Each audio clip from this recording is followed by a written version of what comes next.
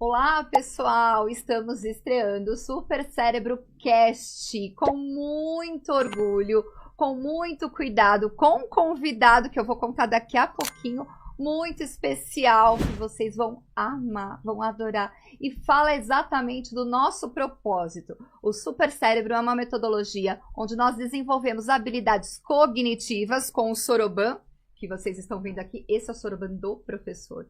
Com jogos de tabuleiro, onde nós desenvolvemos inteligência socioemocional para todas as idades. Não tem idade, vai de 2 anos até 99, 100 anos. Expectativa de vida hoje, ela é alta. E com muitos materiais. E hoje eu tô aqui, falei para vocês, gente, nós íamos estrear com chave de ouro.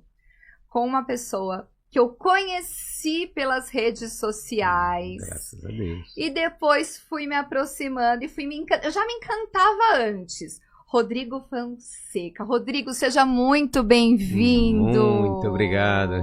Feliz de estar abrindo, uma honra abrir o podcast aí do Super Cérebro. Super Cérebro que eu acompanhei de longe, desde o início deles lá, e faz um trabalho tão lindo para as nossas crianças e adultos também, né?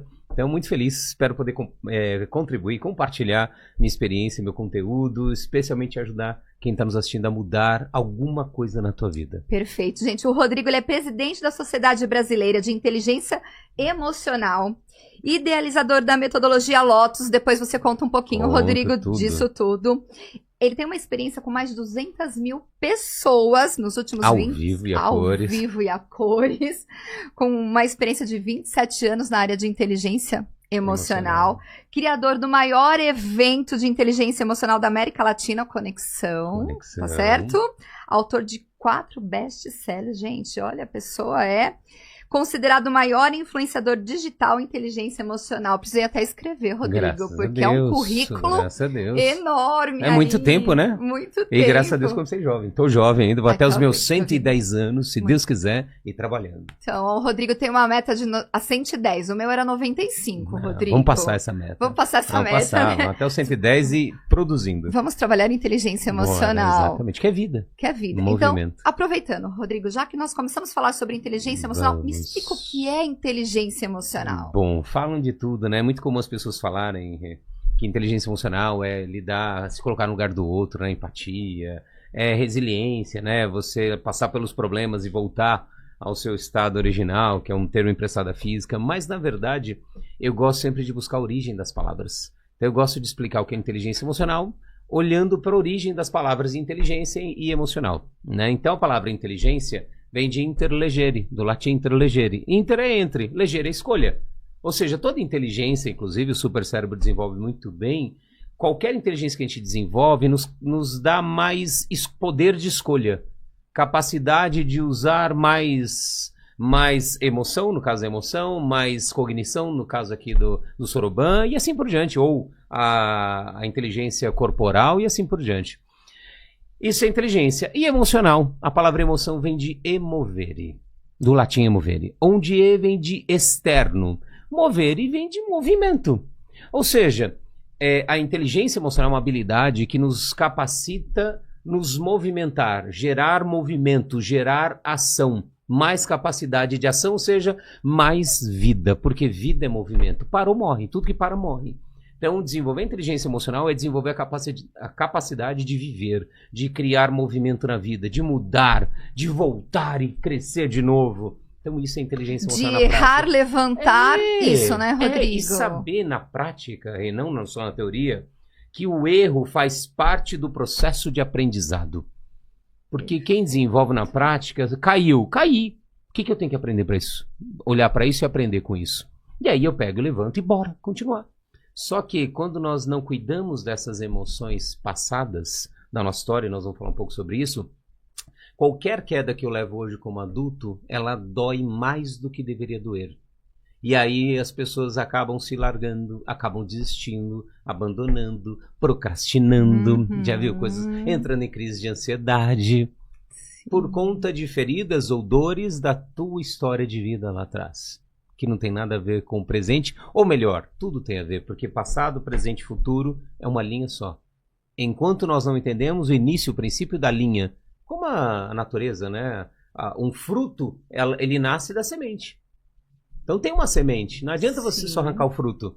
Tem que cuidar, alterar a semente. E a semente, lógico, está no início da nossa vida. Desde a nossa gestação. Perfeito, Rodrigo. Você estava me falando aqui, eu estou pensando junto sobre as crenças limitantes, Sim. né? E que isso acontece muitas vezes na infância, Sempre. na adolescência. Não é muitas vezes, sempre. Sempre, né? Na verdade, na adolescência já é replay. Já replay, olha só. Na Gente, infância, vocês estão ouvindo? Isso da, é muito da importante. gestação até a primeira infância, chama isso de período original. Por que período original? Porque é a origem de tudo que a gente é hoje emocionalmente. Da mesma forma que a origem do nosso físico também, a gente se origina lá, é a origem do nosso corpo emocional.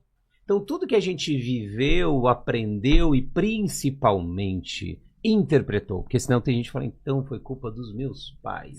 Sim. Não. Porque tem filhos gêmeos univitelinos que um vai para cá, outro vai para lá. Então, o que determina? A mesma experiência, a mesma vida, mesmo útero, mesmo momento, só que um decide ter sucesso, outro decide ir para o fracasso. Então depende da interpretação. Então tudo aquilo que interpretamos e gravamos como crenças, ou que eu chamo de programas emocionais, fica gravado. E aí hoje, como adultos, a gente fica assistindo cursos na internet, ou mesmo cursos cognitivos, tentando mudar essa crença. Só que, na verdade, você está tentando mudar a crença onde ela não foi criada. Aí quando você tenta mudar onde ela não foi criada, é como se fosse podar uma planta. O que acontece? Você já podou uma planta? Já. Quando poda, o que acontece? A raiz continua. Não só a raiz continua, como ela cresce mais forte. Então você fortalece a raiz. Como tentar emagrecer a força bariátrica, tentar mudar um relacionamento afetivo só separando, tentar mudar a tua vida indo para um outro país. Você só vai piorar. Tá ruim. Fica onde você está e olha pra dentro. Gente, perfeito. Rodrigo, eu falo que você vai falando aqui, aí eu vou caminhando. Vai olhando pra tua vida também. A gente vai olhando pra nossa vida. E tem que olhar. E quando eu escrevi o material socioemocional do Super Cérebro, então não sei se dá pra mostrar aqui a câmera, deve. né? Esse material, Lindo. ele foi escrito pra escola, Rodrigo. Muito lindo. Porque a gente pensa muito nessa fragilidade dessas crianças que são inseridas dentro de uma sala de aula, com diferentes culturas, com diferentes crenças, com diferentes realidades, umas em situações de vulnerabilidade, outras podem ter sofrido agressões físicas ou verbais que dói tanto quanto nesse processo. A física você bate, fica, beleza, acabou, agora é emocional. E quando eu escrevi esse material, ele foi um material escrito para a escola. Ele é lindo, Rodrigo, ele é lindo. E eu pensei em 3 pilares. No professor aplicando... Que tem a sua história. Que tem a sua história. No aluno fazendo como um protagonista mesmo de verdade, não que a gente diz, porque a gente sempre diz o tempo todo, o aluno tem que ser protagonista. É uma palavra linda e dá resiliência, empatia. Isso. Mas a gente não dá tempo para essa criança, nós não damos voz para essa criança. E essa família como um agente multiplicador. Aproveitando a apostila socioemocional e a sua fala, Rodrigo, hoje nós temos visto uma geração de pais, né, que para que o seu filho não sofra, não sinta frustração, tende a fazer todos os seus desejos. E aí essas crianças vão crescendo fragilizadas emocionalmente. Queria que você falasse um pouquinho sobre isso e desse também algumas dicas para os pais que estão nos assistindo.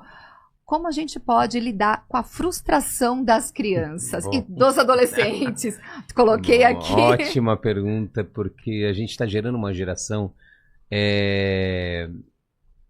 fora da realidade. Porque nosso papel de pais e mães é simular a vida real ao longo da educação. Educação é isso. É uma simulação da vida real, só que com um tempero lindo, que é o amor que pai e mãe têm. Só que hoje pai e mãe tá simulando uma mentira para os seus filhos. Dando tudo o que eles pedem, aliás, muito mais do que eles pedem, não esperando ter a vontade, o desejo, ou não fazendo ele conquistar, ir atrás, para fortalecer a sua musculatura emocional, cognitiva, seja ela qual for.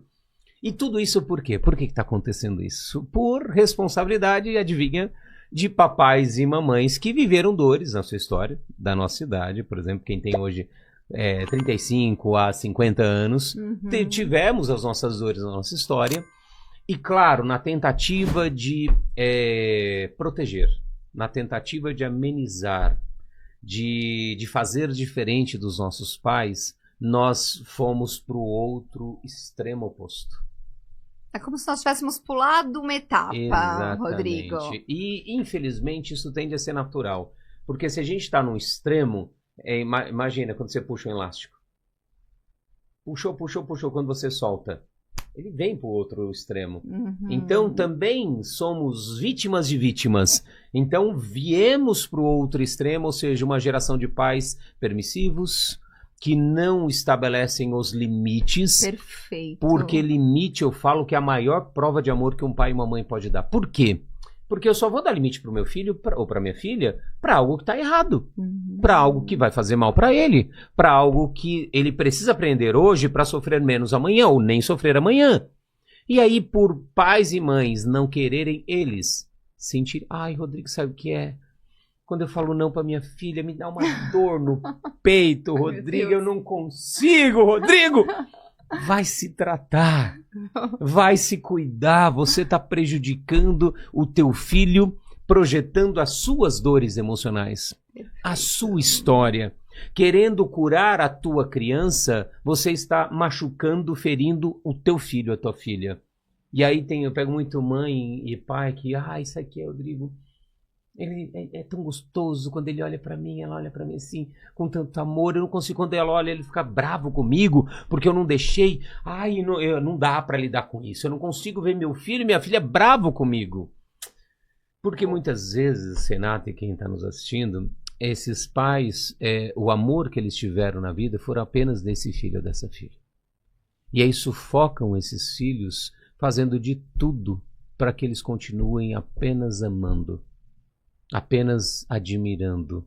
Mas, na verdade, estão criando verdadeiros monstros, verdadeiras cobras, como dizia minha avó, para se picar. Porque a primeira picar vai ser pai e mãe. Vai ser pai e mãe, cara. E aí eu escrevi até um livro, que é o meu terceiro livro, Inteligência Emocional para Pais. Exatamente por conta que eu, pegando muito adultos da nossa idade... Vendo os problemas que eles estavam vendo com os filhos que não saíam do quarto, filhos que já caía, já não consegue mais lidar com nada. Aí eu escrevi esse livro, a atriz, a Juliana Paz, que estava vivendo na época o Lotus, ela falou, Rodrigo, eu vou prefaciar, botar meu nome aqui, porque eu com todo o conhecimento que eu tenho, quanta merda eu fiz com os meus 2 filhos. Eu imagino quantas mães e pais que não têm acesso a conhecimento estão fazendo com os filhos. Então, nesse meu terceiro livro, Inteligência Emocional para Pais, eu falo sobre a lei dos 3 Ks. Ks é CA mesmo, né? Ou nós pais vamos dar limites em forma de amor, porque eu quero proteger, cuidar, mas para proteger e cuidar eu tenho que estar presente também, né? E não no celular, não na TV, não em alguma coisa. Então, se eu não der limite para os meus filhos em casa, no primeiro K, CA, eles vão ter duas outras opções de receber limites e eles terão limites. Ninguém vai passar imune aos limites na vida. Aonde eles terão limites, Rodrigo? Ou na cadeia, vai acabar fazendo merda, indo pra cadeia. Ou, terceiro e último, vai pro caixão, o terceiro K. E aí é a hora que o filho chora e a mãe não vê.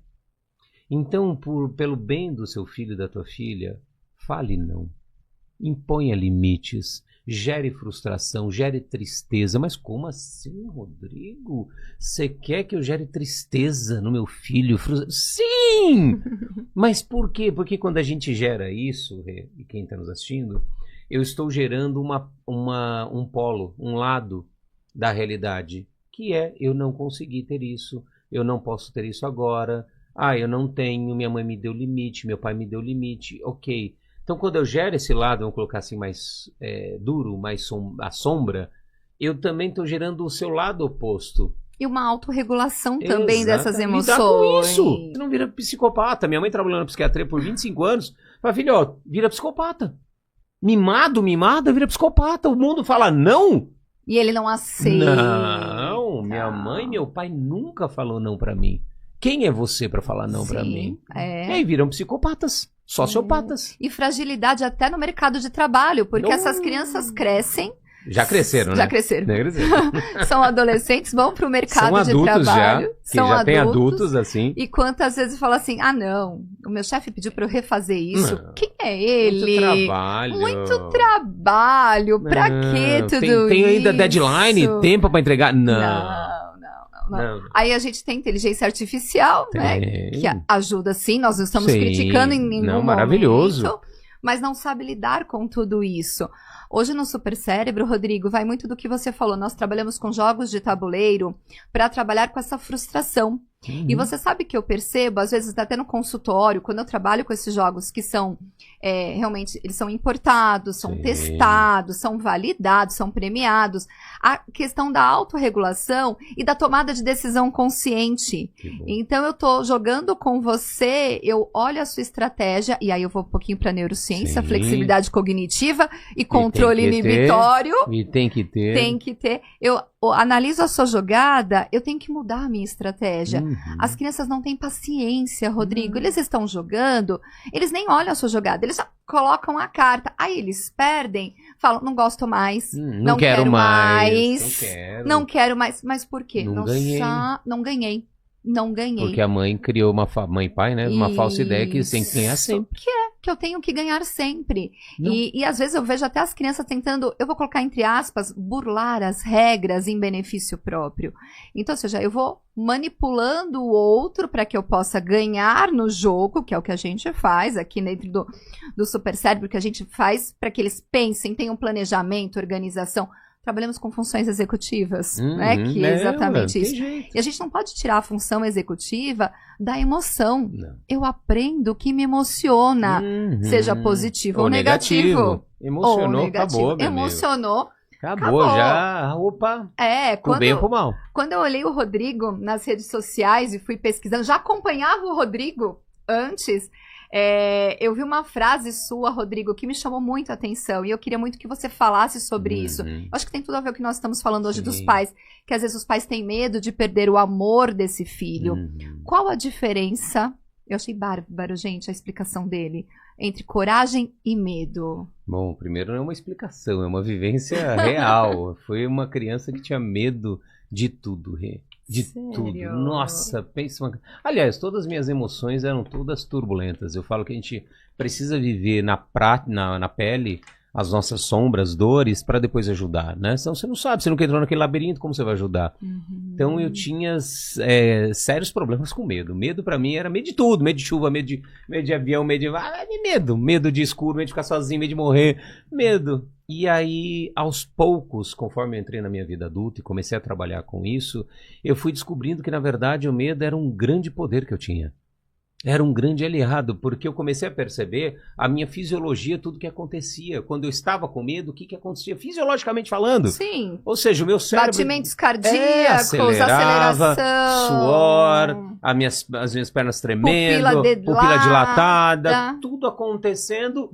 para, na verdade, criar um superpoder, aproveitar o super cérebro, um superpoder. Na verdade, as emoções, especialmente o medo, e é um superpoder até na sua própria definição, porque, na verdade, o cérebro tem dois principais comandos. O primeiro é manter a sobrevivência, sim, e segundo, usando o mínimo de energia possível. Então, pegando a primeira lei do cérebro, que é mantenha a sobrevivência de todas as formas, o medo é a ferramenta mais poderosa de sobrevivência. Isso vem lá da pré-história, Rodrigo. Quando a gente tem a amígdala no cérebro, dispara cortisol, ou você paralisa, ou você foge. Você foge. Mas quando a gente foge e age, na verdade antes a gente tinha só, na época das cavernas, tinha só essa opção, né? Meio animal só. Sim. Ou eu paraliso ou eu fujo. Só que com o tempo, conforme nós vamos desenvolvendo o intelecto, a cognição, nós vamos ganhando outra possibilidade. Que eu não preciso congelar, eu não preciso fugir das possibilidades, das oportunidades. Quem aqui, que está aqui, coloca aqui nos comentários, quem já fugiu das maiores e melhores oportunidades da vida? De relacionamento. Por medo. Profissional. Por cagaço. Brinca, não é nem medo, é cagaço. Por medo, aliás, relacionamento, financeiras, oportunidades de vida, de tudo. Por medo. E aí eu descobri que, na verdade, a gente tem uma terceira opção, que é agir. Ou seja, eu descobri que a única diferença entre o medo e a coragem é a ação. E aí eu comecei a agir, comecei a fazer aquilo que todo mundo morria de medo de fazer, eu vou lá e faço. E aí todo mundo fala, nossa, Rodrigo, o que você faz? O que você tem de diferente? E aí eu comecei a olhar para mim e falei, o que eu tenho de diferente? Nada, eu sou na época um jovem, extremamente medroso, Só que eu pego esse medo, vejo, claro, não é nada que eu vou pular prédio. Sim. Não, nada que vai... Arriscar a sua integridade Não vai arriscar a minha física. integridade física, nem de ninguém que eu amo, de nada. Cara, é só fazer. Vai, com as pernas tremendo, vai com a boca seca, vai com o estômago borboleta. Mas vai assim mesmo. Vai assim mesmo. Depois de 2 minutos, Renata e quem está me ouvindo, não precisa acreditar, viva isso. Toda aquela sensação desconfortável do medo, do excesso do medo, ela passa e fica o quê? Aí que é o grande barato. Fica a grande fonte de energia disponível para você dar uma palestra, para você participar de um podcast, para você falar em público, para você ir atrás da mulher, do homem da tua vida, para você agarrar a oportunidade profissional que você tanto quer, mas está aí procrastinando. Na verdade é medo. Não é procrastinar coisa nenhuma, é medo. Então a pessoa está morrendo de medo. E aí você age, e aí vão falar para você o que você tem. E aí é importante, todos estamos ouvindo. Quando alguém te perguntar o que você tem diferente, lembre dessa frase, nada. Você lembra que a única diferença entre o medo é a coragem e a ação. Quando você age, te chamam de corajoso, corajosa. Quando você foge ou paralisa, te chamam de medroso. Né? Então, na verdade, não temos nada diferente. Só que quem é corajoso... Aí perguntam pra ele, cara, como que você conseguiu lidar? Não, realmente, eu sou uma pessoa diferenciada. Eu tenho um sangue azul, tem nada. Passa por tantos... Ele tá ali lidando, ela tá lidando com os medos e agindo. Então a única diferença entre o medo e a coragem é a ação. Isso tem um poder, eu uso até no meu punho. Aqui, a principal coisa que nós trabalhamos no Lotus, eu digo, não é nem a emoção. É o principal recurso que o ser humano tem, que é tempo. É o mais valioso. Porque qualquer coisa nós podemos ganhar de novo. Sim, trabalho, tempo, pessoa, dinheiro, tempo, acabou. Game over, acabou. Então quando você libera esses medos da tua história de vida, infância e gestação, você consegue agir e principalmente aproveitar o tempo. E aí eu falo, né? Tá escrito aqui uma pergunta, quanto tempo você tem? E tem uma resposta aqui nessa pulseira, que é agora. Nós só temos o agora, nem o presente, é agora. E quando eu falo agora, acabou. Percebe como agora vai mudando? Ou seja, o início do nosso podcast já foi. Já acabou. E assim a vida, agora. Quantos estão nos ouvindo que estão esperando a melhor oportunidade? Estão esperando crescer mais, envelhecer mais, estão esperando ter mais dinheiro, estão esperando abrir todos os faróis verdes para ele ou ela começar um sonho da vida dele, esperando alguém desistir da pessoa que ele quer para ir ele atrás. E aí tá perdendo o principal recurso e o mais valioso que o ser humano tem, que é tempo. Não perca mais tempo, cara. Vai lá, age. Não vai prejudicar você, não vai prejudicar ninguém. Age. Deu errado, continua. Deu errado, continua. Deu errado, continua. Até quando? Até dar certo. Até dar certo. Eu acho que essa persistência, Rodrigo, é muito importante. Porque às vezes, e nós voltamos aí nas crianças, às vezes até no idoso, porque a gente trabalha com idosos. Sim. Então, às vezes o idoso, ele vê o soroban, porque a gente faz o trabalho de estímulo cognitivo, ele olha, ele fala assim, nossa, mas isso é muito difícil. Eu não dou conta, eu desisto. E não. Quantos relatos nós temos, Rodrigo, de idosos de 92 anos, 93, 94, coisa mais linda, falando que depois que eles fizeram, e eu vou falar que eu tenho uma idosa de 92 anos que ela faz o super cérebro, super lúcida, né? E ela fala assim que depois que ela começou a fazer o super cérebro, ela teve mais vontade de viver. Nossa. Então acho que vai muito de encontro ao que você tá falando. Porque não é só um material, né, Rodrigo? É como aplicar este material. E é o que você tá falando. O Rodrigo tem um treinamento, que depois eu quero que você conte um pouquinho daquele treinamento Lotus aí, que eu tô bem curiosa, entender um pouquinho. Vai viver, aí você vai... Preciso viver isso. Ele chegou aqui no podcast, eu falei, Rodrigo, eu preciso participar desse treinamento. A humanidade merece. A humanidade merece. E, Rodrigo, me fala uma coisa. A inteligência emocional pode ser medida? Pode, lógico, acabei de falar. Como é que a gente mede isso? Isso é muito importante. Eu vou responder primeiro com uma frase do meu bisavô. Falo que é meu avô, mas é meu bisavô. Meu avô falava que pelo barulho da carroça, você sabe o que vem dentro. O que quer dizer isso, né? Na linguagem dos antigos. Quando faz muito barulho, antigamente a carroça trazia as coisas da cidade, né? E quando ela vinha barulhenta, era sinal que não tinha nada. Quando ela vinha quietinha, eles ficavam ouvindo, né, esperando. ela tá cheia, né? Ou seja, quem você conhece que fala demais, né? Ei, que ei, que ei, que ei, que ei. Ih! Pra falar é bom, mas pra fazer, pra agir, pra realizar, pra viver na prática não vai. E aí eu trago também, né, Sócrates, ele dizia, haja para que eu te veja. E podemos trazer até Jesus, pelas vossas obras vos conhecereis. Não é pelas suas palavras, não é pelo aquilo que você diz, mas pelas vossas obras, pela tua ação. Ou seja, como eu meço a inteligência emocional? Pela ação da pessoa na vida. E seria pelos resultados também, Rodrigo? Também, mas não só o resultado, porque o resultado você está esperando algo. Porque às vezes a ação que eu tomo hoje não vai vir imediatamente, você não está vendo o resultado só. A curto prazo. A curto prazo, mas vai vir a longo prazo e vai aparecer de repente. E é ali que eu não posso desistir. E o medo não pode aparecer ali naquele momento. Porque você ainda não está vendo o resultado. Mas você precisa continuar. Então, se você vendo, ó, a pessoa está tendo uma ação correta, respeitosa, está respeitando as pessoas, está fazendo a parte dele, está ajudando, cuidando sempre que pode. Cara, olha que lindo. É ação e reação, não tem como dar ruim. Não tem, cara. Mas claro, também é importante. Daí a importância de se trabalhar. Eu vejo muita gente forçando, goela abaixo, ser simpático, ser amoroso. Querida. Isso daí. Amor. Anjo. Bate até a Flor. Eu sempre brinco, não me chame de Flor. Oi, Flor. Não. Cuidado. Por daí a importância de nós trabalharmos nossa história. Porque essa pessoa, de fato, ela está tentando ser uma pessoa agradável na maioria das vezes. Outras vezes está sendo falsa. Mas a maioria das vezes ela está tentando agradar. Mas isso quando ela está tentando ser falsa também tem a ver com a história dela. Com tudo aquilo que ela está projetando em você. Porque, na verdade, Renata e quem está nos ouvindo, não existe o outro. O outro é só uma tela projetora. Então aqui eu estou vendo você, meu amigo Rodrigo lá atrás, essa câmera, sei lá quantos milhões vão ver a gente depois, mas na verdade é só projeção minha. Tanto que muitas pessoas podem olhar para mim ou para você ou para o Rodrigo, que está lá atrás, ninguém está vendo, mas o Rodrigo está lá atrás, um outro Rodrigo. Outro Rodrigo. Alguns olhavam nos amar. Falam, nossa, que pessoas incríveis, maravilhosas, eu amo. Nossa, outros vão olhar pra gente e vão nos odiar.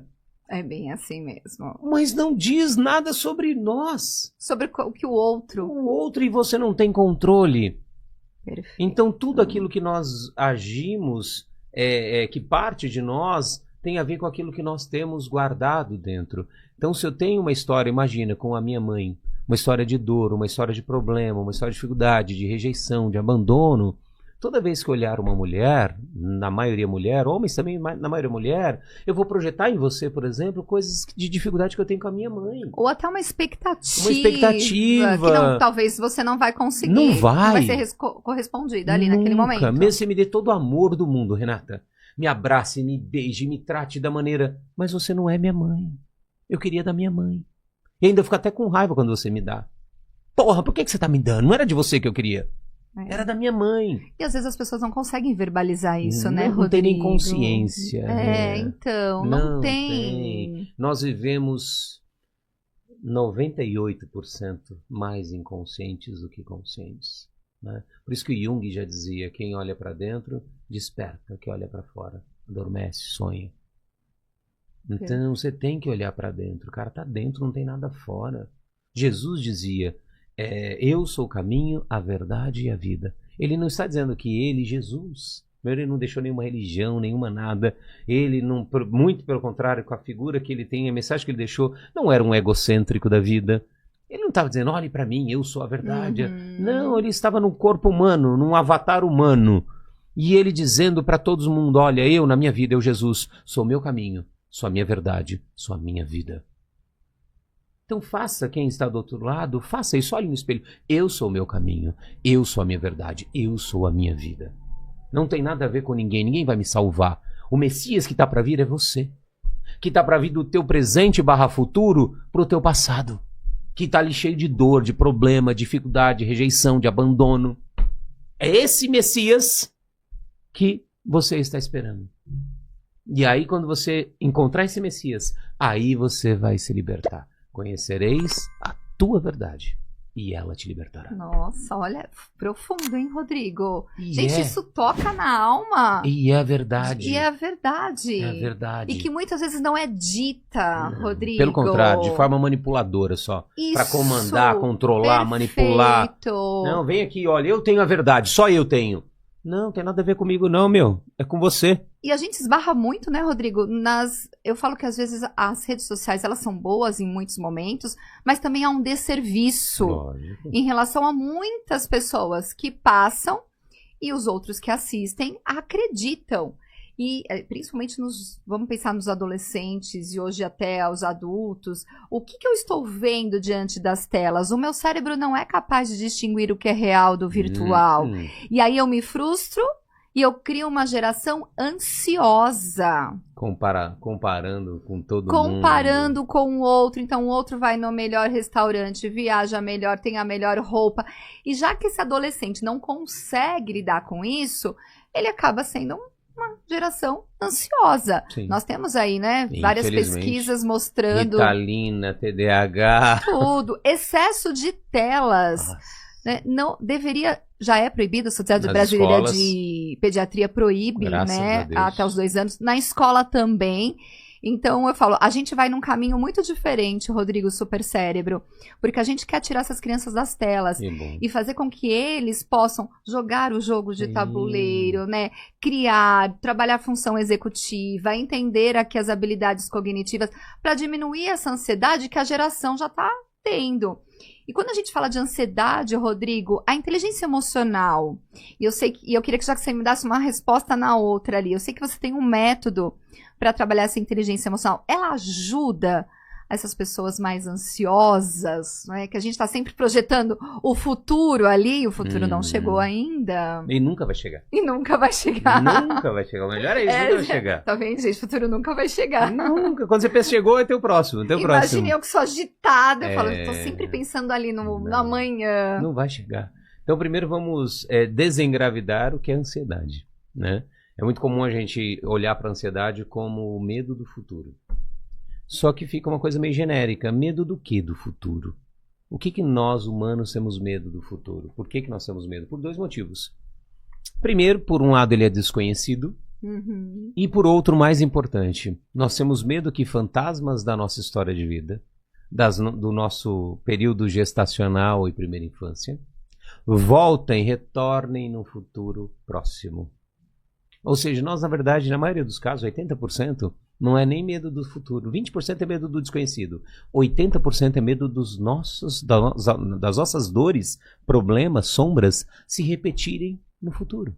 Talvez como um espelho, Rodrigo. Isso. Como se fosse um espelho, né? Eu me enxergo no outro, eu projeto o outro, às vezes até uma expectativa que eu não tenho. O que é o presente / futuro? Porque o presente não existe, né? Ah, nós estamos presente. Peraí, falou presente, acabou já. Acabou. Então, na verdade, o presente é uma intersecção muito fininha. Uma linha muito tênue. Muito tênue entre passado e futuro. Então, o que é esse presente / futuro? Se não, nada mais, nada menos do que uma continuação do passado.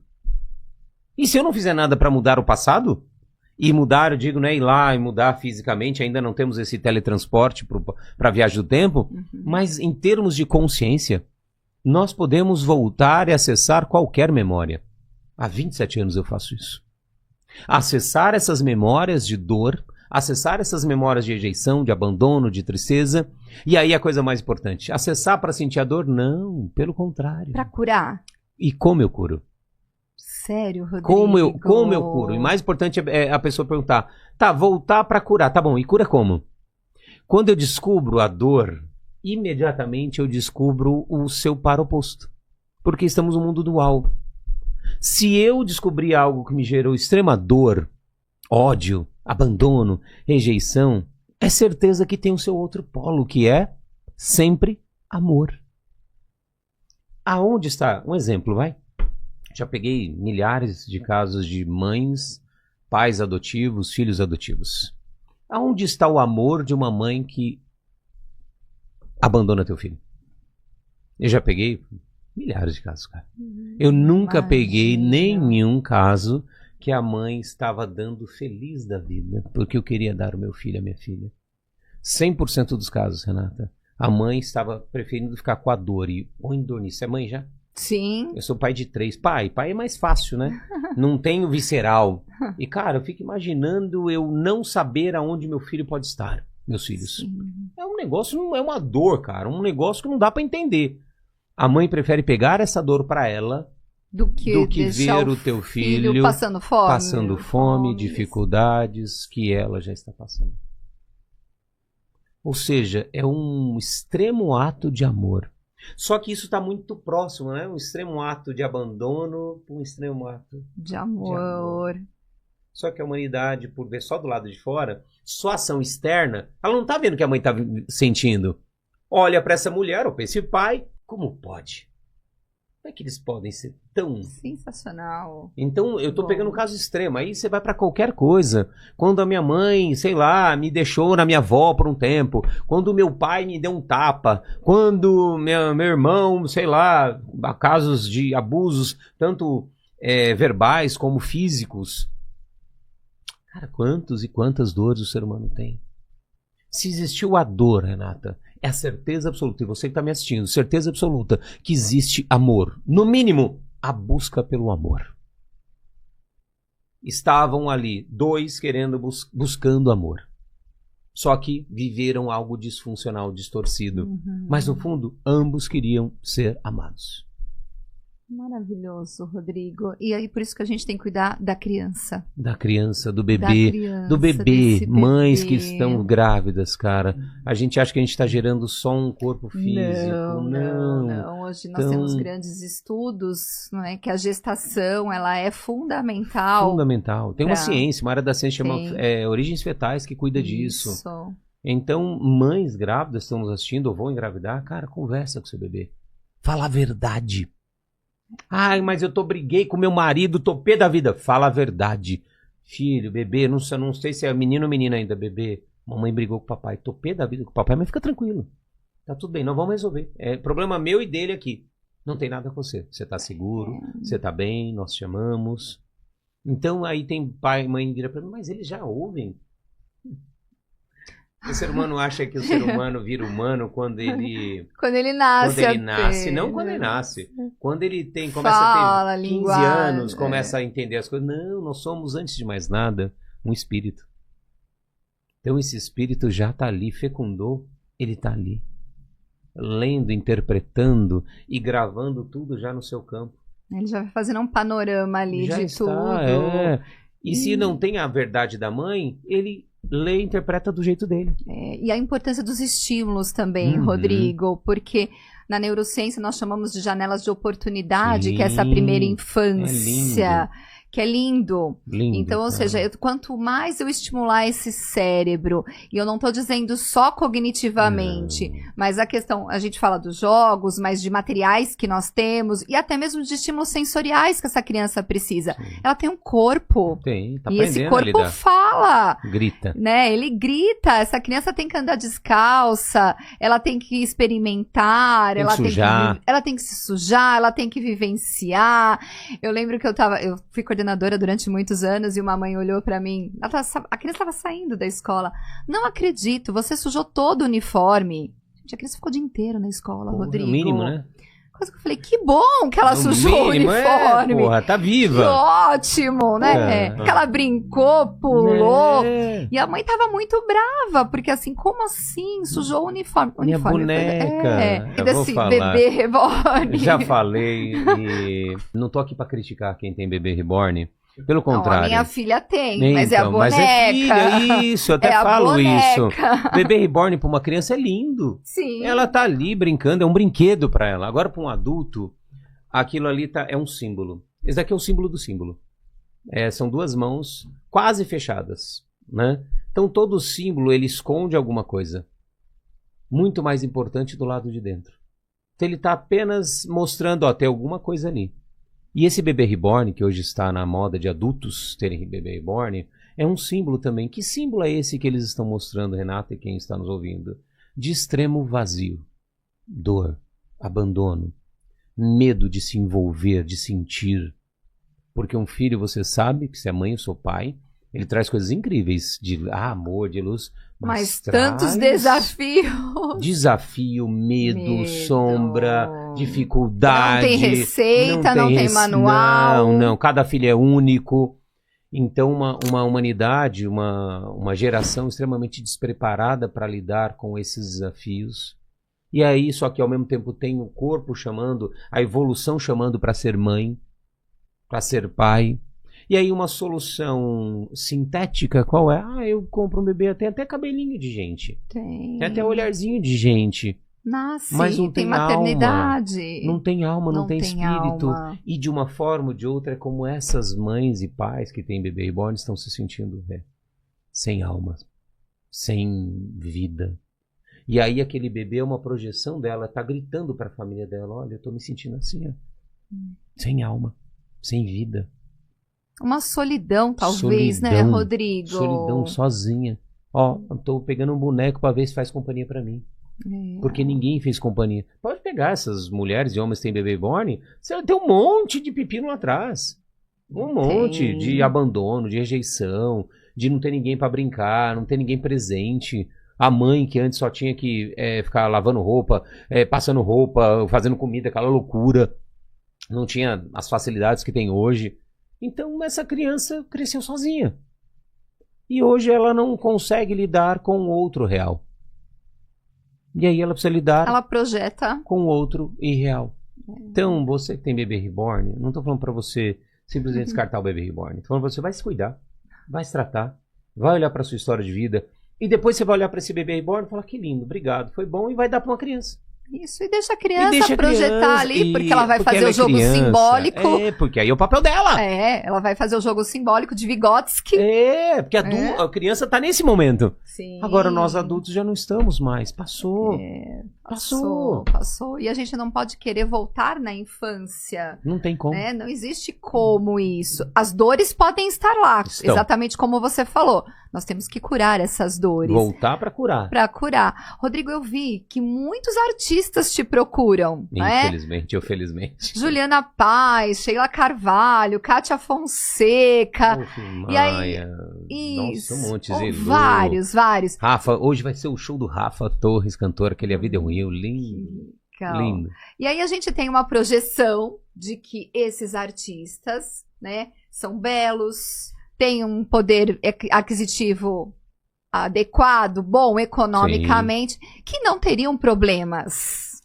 Não precisariam tratar a inteligência emocional. Conta um pouquinho, Rodrigo. Muitos olham para eles e falam, nossa, eles têm uma vida perfeita. O que a gente imagina, né? E almejam chegar nessa vida. Só que eles chegaram a um lugar muito importante. Eles atingiram fama, poder, status, dinheiro. E aí é o grande problema, eles resolveram a vida externa. Só que aí a solução dessa vida externa escancara a não solução, o vazio, as dores da vida interna. Todo excesso necessariamente esconde uma falta. A pessoa querer muito ser amada, ser aceita, ser... A Anitta, né? Há pouco tempo deu depoimento. Cara, no auge, quando o mundo me conhecia quem era a Anitta. Só eu não conhecia quem era a Anitta. Eu olhava, quem eu sou? O que eu estou fazendo na minha vida? Qual sentido tem tudo isso dentro de mim? De verdade. O que eu vou levar de verdade? Quem eu sou? A minha essência. A minha essência, que não é isso que as pessoas projetam em mim. Até no caso dela não é nem a Anitta, é a Larissa. Ainda é pior. Ela criou ainda um personagem. Aí é outro pepino que ela vai ter que lidar. Que ela está lidando, provavelmente. Então, esses artistas, eles, muitos, como são artistas, têm que entrar no papel artístico, ou seja, já criam personas. Tudo isso vai dificultando, porque são camadas que nós vamos criando. Né? Quem também lida muito com rede social, que tem que mostrar uma parte que não é. São tudo personas, são avatares, são metaversos que a gente vai criando. E aí, cada metaverso que eu crio, eu me afasto ainda mais. De quem? De quem eu sou de verdade. A essência mesmo. Porque esse corpo aqui já é um metaverso. Quem tá vendo o Rodrigo, a Renata, não tá vendo quem nós somos de verdade. Sim, com certeza. Já é um metaverso. Imagina o outro. Então, por que que eles me procuram? Exatamente por isso. Porque eles têm tudo e aí escancaram nada. E quem ainda não tem esse tudo, que está nos assistindo provavelmente, tem a ilusão, foi vendido para ele e para ela, que a hora que ele tiver milhões de seguidores, a hora que ele tiver milhões na conta, a hora que ele for reconhecido pelo mundo, ele ou ela vai ser feliz. E aí quando todos reconhecem, quando todos os milhões de seguidores e dinheiro na conta já está lá, ele percebe que nada mudou. E aí vem a pergunta, cara, se nada disso curou o meu vazio, se nada disso resolveu esse problema que eu tô tendo aqui, que eu nem sei, porque é invisível, o que é que vai curar? E aí onde entra em depressão, é aí onde se mata, é aí onde tem que se internar, né? Infelizmente o Whindersson Nunes há pouco tempo teve que se internar. Sim. Porque escancaram o vazio. E aí afasta essa fama, esse poder, afasta as pessoas comuns e torna ele quase um Olimpo, um deus Olimpo, só que não é. Que nós criamos essa sociedade para criar essas pessoas intangíveis para fazer sucesso. Só que ela chega e fala, e aí, quem tá aqui? Eu preciso pagar alguém, né? Tem que pagar amigos aqui para ficar com ele. Porque senão, como é que eu vou lidar? É só a minha família, olhe lá. Só a minha família. E olhe lá, que alguns da minha família. Então, olhe lá. é uma solidão, é uma vida que eu vi de perto já de dezenas de artistas. É uma vida extremamente doída. É um preço altíssimo que eles pagam. E não é o que as pessoas veem, né, não. Rodrigo? Não é. Eles veem só o status, a beleza. Cara, eu lembro uma vez, eu vi não sei aonde, no livro da Marilyn Monroe, no auge dela, quando ela era, uau. É na autobiografia dela. Ela estava num quarto de hotel, em Nova York, milhões de pessoas embaixo. Marilyn. Aí ela escreve, né? Fala, cara, tô entendendo só. Marilyn, eu te amo. Como que essas pessoas me amam? Elas nem me conhecem. Porque pra amar precisa conhecer. Sim. Elas nem me conhecem. Aliás, nem eu mesmo me conheço. Que forte, né? Aí é duro, cara. Aí pior, né? Você vê todo mundo amando você, ela, Michael Jackson e tantos outros aqui no Brasil. Todos te amando. E você conhece quem você é. Na luz e na sombra. Na hora que você fecha a porta do seu quarto, põe a da cabeça sua no casa, travesseiro. E Você tá ali. sabe.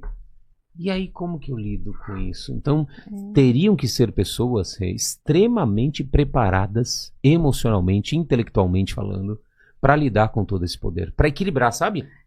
Você falou bem, acho que a questão do equilíbrio, porque assim, nem sempre a fama, ela é por muito tempo. Não, nunca é. Né? Você tá com a fama ali, às vezes você tem uma fama temporária, porque você estourou com a música e depois acabou. Ninguém nem lembra quem nem você é. lembra. Quantos artistas vivem hoje em asilos, hein? Sim, porque nós estamos também numa sociedade muito fluida. Muito. Né? As informações chegam a todo momento, a gente não tem certeza se essas informações... Não dá nem tempo de verificar. Não dá tempo de verificar se elas são verdadeiras ou não. E aí nós temos um outro caminho, acho que vai em cima disso que você está falando. Quando a gente fala, e você coloca muito bem, ser boazinha, ser bonzinho, traz uma sobrecarga para a pessoa. Conta um pouquinho, Rodrigo, dessa sua fala que eu adoro. Merda. Vamos lá, ser bonzinho. Eu fui bonzinho durante muito tempo. E aí eu pagava um preço alto. Eu, né? Cada um paga de um jeito. O meu era eu vomitava dia sim, dia também. E aí eu achava que era um problema da comida, né? Ou tinha intolerância, tinha alguma... Era problema da comida. E aí eu percebi que, na verdade, não. Eu estava vomitando o que eu não colocava para fora. O que eu não falava sobre a minha verdade, sobre os limites que eu deveria estabelecer. E aí, de repente, quando eu começo a falar, quando eu começo a estabelecer meus limites, nunca mais vomitei na minha vida. Deixou de ser bonzinho? Oh, certeza. Mas o mais importante é você descobrir o que está por trás de querer ser bonzinho. O que está por trás de eu querer ser bonzinho? Seria uma aceitação do outro, ser Rodrigo? Aceito, amado pelo outro. Porque, na verdade, como eu não me amo, como eu não me conheço e como consequência não me amo, não me aceito, eu preciso dessa aceitação, desse amor para sobreviver. Porque o ser humano ele precisa de alimento, quem está nos ouvindo, para manter o físico. Precisa de alimento, água para manter o corpo físico. Mas nós precisamos de um outro alimento para manter o plano mental / emocional, que é o relacionamento. Que são pessoas que nós nos relacionamos, que nós admiramos, que nos admiram, que nós amamos, que nos amam. Isso é o alimento da alma. Isso é o alimento da emoção. Nós precisamos disso. Só que quando eu não me amo, não me conheço e não me amo, por mais que outros me amem, eu não tenho, sabe o macho e a fêmea? O plug e o coisa, eu não tenho receptor. É como se estivesse faltando um encaixe. Vem o amor do outro lado, mas se eu não tenho esse amor próprio, eu não recebo esse amor do outro. Então a pessoa pode ser amada por bilhões, 8 bilhões de seres humanos. Se ela não se ama, não se conhece primeiro, e não se ama, esse amor não chega. Ela não está preparada para receber esse amor. Não tem complemento. E nem talvez nem conhecimento, nem maturidade para isso. Eu digo assim, para facilitar o entendimento de quem está assistindo, é mesmo um complemento aqui, ó. Um amor próprio, eu me amar, eu me conhecer, me amar, me respeitar, é criar uma recepção de amor. Eu sei o que é amor aqui. Aí eu consigo identificar o que é amor que vem do lado de fora. E isso vai da valorização de si? Sim, e a valorização. Como que eu valorizo alguém? Conhecendo. Vendo que existe de bom, de positivo. Quanto mais aquilo é bom, mais valor aquilo tem. Quanto mais aquilo tem uma percepção maior de tudo aquilo que eu estou comprando, vamos colocar, mais valor tem. E assim é aqui dentro. Cara, eu preciso perceber quem eu sou. Quais são as minhas características, minhas qualidades, meus defeitos também, porque é parte da vida humana. Uhum. Se eu quiser me enganar que eu tenho só qualidade, mentira. Mentira, e tá tudo bem. Fazer as pazes com os meus defeitos. E buscar, eu busco constantemente. 27 anos eu me trabalho. Me terapeutizo. Não eu sozinho. Eu vou atrás de profissionais de tudo se pensar. Todos os tipos de terapia que você imaginar, eu já fiz. E quando aparece uma nova, eu vou lá e faço também. Cada 2, 3 meses eu me coloco em terapia. Algum tipo de terapia. Por quê? Porque, cara, primeiro, eu preciso estar bem para cuidar dos outros. Uhum. Segundo, eu descobri o quanto é bom você estar bem com você. Que ninguém vai me dar isso para mim. Por mais que eu possa ajudar 200, 300, 1 milhão, zilhões de pessoas, nenhuma dessas pessoas que eu ajudei vai dar isso para mim. Porque é um trabalho meu, comigo. Que é seu, individual. É individual. É individual. Então, é isso que nós fazemos com esses artistas e atores aí, cantores, fazemos nós. Primeiro, tratamos eles como pessoas normais. Porque são. É um curso, Rodrigo? É uma metodologia ou é uma imersão? Aplicada numa imersão. Durante um final de Tá. semana. Sexta-noite, sábado e domingo, fica no hotel. Aqui em São Paulo. Tem São Paulo hoje, SB São Paulo. Hoje eu estou multiplicando. Tem SB Norte, Macapá. E SB Centro-Oeste, que eu estou indo em Goiânia agora, dia 13 de junho. Então tem outros lugares hoje. Mas a base é aqui, São Paulo. Então, dia 27 de junho, começa uma sexta-noite. 28, 29, sábado, domingo, termina domingo. O dia todo. O dia todo. É uma imersão, você não vai ficar lá vendo eu falar, não. É uma imersão dentro de você, da tua história. Você não vê o tempo passar. Passa ali, 48 horas, mas passa umas 60 horas ali. E você não vê passar. Porque você está mergulhado dentro de você. Com a tua história, com as suas questões. E você sai renovado. Cara, renovado. Tem zilhares de depoimento na internet. Vi. Vale 10 anos de terapia no final de semana. Boas coisas que eu não... 20 anos de terapia, eu não vi o que eu vi aqui. Cara, é tudo. Por quê? Porque qual a diferença? E não que... como chama? Substitua a terapia. Não. Mas qual o grande barato, eu falo, dessa imersão? Lá você não vai lá para falar nada para ninguém. Diferente da maioria das terapias, você vai lá e vai contar, né? A tua história, como tá. Lá não. Ou seja, você não tem a possibilidade de enganar ninguém. Porque você não engana. Eu falo pra minha filha de 9 anos. Filha, você não engana ninguém porque você não engana você. Então já aí não engana. Então lá você não vai enganar ninguém porque é você com você.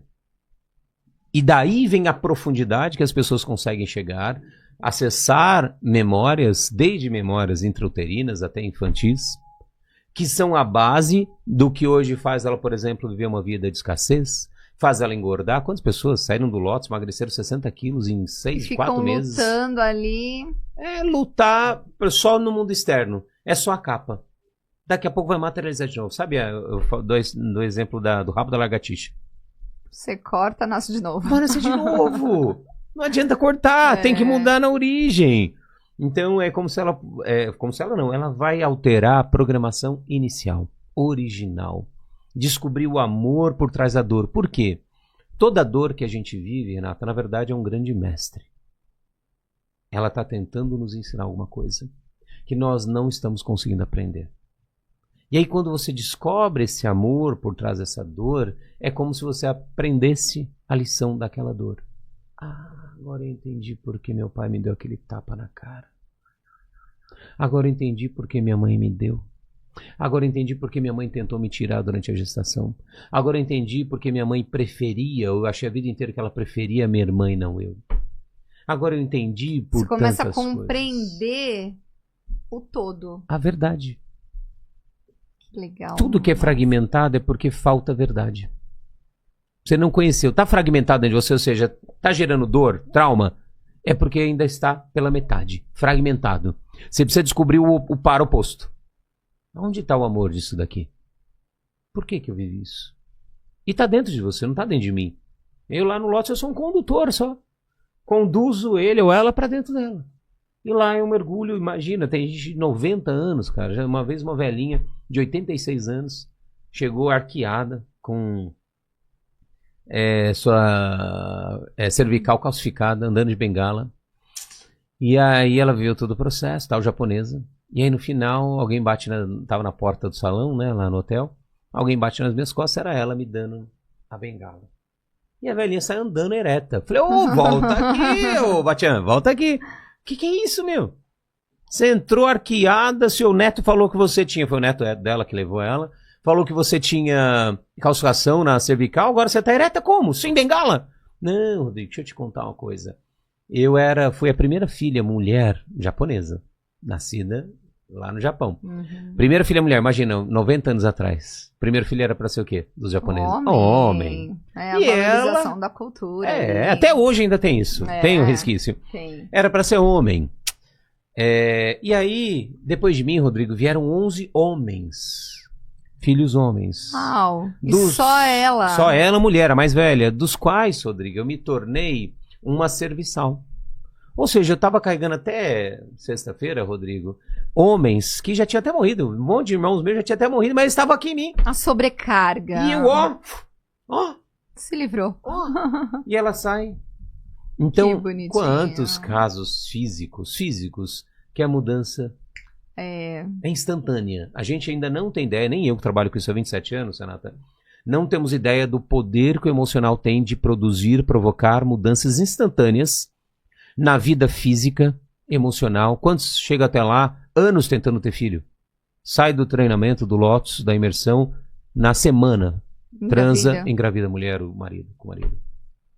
Anos tentando, não tinha nada fisicamente, eu tinha problema. E aí, de repente, tem filho. Então a gente ainda não tem ideia. E pior, né? Aonde nós trabalhamos na prática esse emocional? Não trabalhamos em casa, porque pai e mãe não sabem. Na escola, trabalhamos de uma forma superficial, porque não dá também para mexer, aprofundar tão profundo. Muito menos nas empresas.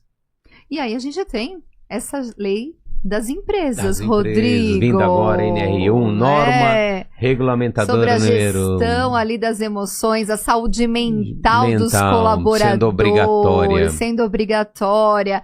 A gente tem um trabalho que nós fazemos esse material todo, Rodrigo, em empresas. Que lindo. Em empresas, Isso é empresas. Muito bom, os colaboradores fazem a aula do Super Cérebro, trabalham muito com os jogos, porque a gente tem toda uma metodologia, e aí vão e saem até mais leves para casa, para não estar sobrecarregando, porque a sobrecarga dentro da empresa é muito grande. Muito pesada. Muito pesada. É cobrança, meta, pressão. Tem jeito. Então a gente vai trabalhando com tudo isso. E agora é obrigatório, né? E agora é obrigatório. Nós estamos trabalhando isso também, mas ainda as empresas querem algo só... Sabe aquela coisa, mertiolate? Uma palestra ali, pronto. Então uma palestrinha só. Não faça isso. E é isso que a gente não faz também no Super. Não faz, não pode ser só uma palestrinha. Não, a pessoa tem que ver alguma coisa. Tem que sentir alguma coisa. Para aí sim produzir algum tipo de mudança. Por quê? E por que está acontecendo isso da NR1, né? Porque aumentou absurdamente o número de casos de burnout, de ansiedade, depressão encostados. E aí o governo, deixa eu devolver esse pepino para a empresa. Cuida aí do mental. Antes tinha aqueles EPIs, né? Para cuidar do físico. Agora não, agora o nosso trabalho é basicamente mental. porque tem os robôs, a IA agora, e aí vai. Sim. É basicamente mental. Então, cansaço é mental também, o problema é mental. E aí o governo, cria uma norma, sabiamente, para devolver o problema para as empresas. Só que, se você, empresa, quer resolver esse problema, tem que mexer de verdade na história de vida, nas emoções. Tem que botar ali no mínimo para jogar, para botar a mão na massa, para interagir. Não adianta ficar ouvindo ali alguém só falar. Não, porque eles têm que ter essa interação com o outro, né, Rodrigo? Que é aí que nasce a emoção. É aí que nasce a emoção, perfeito. É na interação. É na interação, é na comunicação com o outro, é na questão de eu estar ouvindo você e saber a hora que eu tenho que me posicionar dentro de uma empresa, assim como o podcast, né?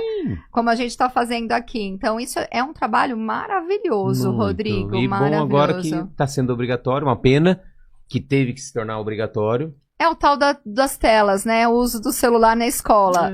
E aí as crianças fazem o quê no intervalo? Brincam. Brincam, cantam. Vai ser criança. Fazem o super cérebro. Vai brincar com os jogos de tabuleiro. Porque isso é ser criança. É ser criança e vivenciar. Louco. E aí a gente vai cuidando das emoções lá atrás, para que não chegue o adulto cheio de problemas e vai criando, claro, outros adultos problemáticos. Porque isso é uma sequência. Nossa, gente, eu ficaria aqui com o Rodrigo. Olha, nós estamos aqui, passou de 1 hora. Uau, Rodrigo, já! Não vi nem horário, não tem horário aqui. Então, Rodrigo, eu queria agradecer. Eu que agradeço. A sua presença, que trouxe conhecimentos muito importantes. Espero que tenha ajudado quem está nos ouvindo. Com certeza. O nosso trabalho dentro do Super Cérebro é pensar muito nessa inteligência emocional, porque a gente tem diversos materiais. Sim. Nós temos materiais para idosos. Quero conhecer depois, hein? Todos. Aqui, depois fique à vontade. Tudo. Todos os nossos jogos, então assim, todos os nossos franqueados, nós temos mais de 300 franquias. Lindo. Pelo Brasil. Pelo Brasil todo. Que lindo aí. Aí eles vão para Curitiba, fazem o treinamento, aprendem a mexer com o Soroban. Muito legal. Porque a gente tem que desconstruir uma matemática, que hoje a gente tem uma fragilidade na área cognitiva de cálculo mental. E toda a parte emocional. Então a gente tem material para adultos, materiais para idosos, onde a gente vai desenvolver essas habilidades, essas competências. E aí nós temos franquias no Brasil todo. Aí, ó. E os nossos franqueados aplicam dentro de escola. Muito lindo. Dentro de lar, de longa permanência. Que legal. No condomínio, na igreja. Nós temos alguns franqueados que aplicam dentro da igreja. Ou seja, está ajudando as pessoas. Todos. Que lindo, parabéns. Muito bonito o trabalho. Continuem, parabéns Super Cérebro, continue também, contem comigo, com a Sociedade Brasileira de Inteligência Emocional, com toda a minha equipe. Então, o que precisarem de mim, tô aí. Quem quiser viver junto com você, vá, dia 27, 28 e 29 de junho. Estarei lá, quero te ver. Vai lá, é uma experiência. Sigam, Rodrigo Fonseca IE, me siga lá. Que tem muito conhecimento ali, Rodrigo. Minha missão, mais do que um trabalho, é um propósito de vida. Agradeço demais. Eu que agradeço, Rê. Obrigado. Muito Fica obrigada. Com Deus. Obrigado você que nos acompanha também. E curte e compartilha também esse podcast. Compartilha, se inscreva no canal. Inscreva. Rodrigo abrindo aqui o nosso Super Cérebro. Abrir e trazer muito sucesso do Super Cérebro Cast. Então tá bom. Obrigada, Rodrigo. Tchau, pessoal. Beijo, galera. Tchau. Você quer aprimorar as suas habilidades cognitivas e socioemocionais? Quer ter uma melhor saúde mental e também uma melhor qualidade de vida? Então eu te convido a experimentar o método Super Cérebro. O método Super Cérebro é um desenvolvimento humano integral envolvendo neurociência e educação. Você pode agendar a sua aula experimental gratuita pelo supercerebro.com.br e descubra do que a sua mente é capaz. Vem conhecer o Super Cérebro!